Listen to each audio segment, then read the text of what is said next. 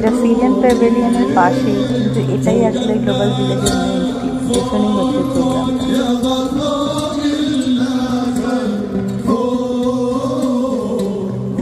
আমরা এমনিতে অনেকটা লেটে পৌঁছেছি, তারপরে ওটাই আমাকে বলছে যে এখানে প্রোগ্রামটা দেখতে খানিকক্ষণ, না বাকিটা ভিজিট করবে, যেটা তোমার মন চায় সেটাই করবে। আমি বললাম না, বেশিক্ষণ এখানে সময় কাটাবো না, একদম সামনে থেকে দেখে নিলাম, খানিকটা এগিয়ে যাই, একটু করে বাকিটা ঘুরে নিই।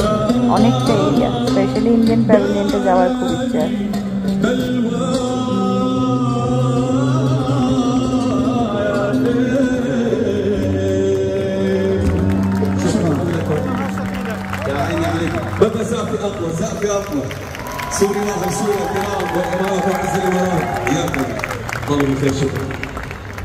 চলে এলাম আমরা অন্য একটা জায়গায়, এটাকে বলা হচ্ছে এক্সো প্ল্যানেট সিটি। দারুণ সুন্দর জায়গাটা, খুবই অ্যাট্রাকটিভ। দেখো সামনে একটা মনে হচ্ছে সান, মানে এতটাই ভালো লাগলো, আমি বললাম যে আমি একটু সামনে থেকে দেখতে চাই জিনিসটা কি।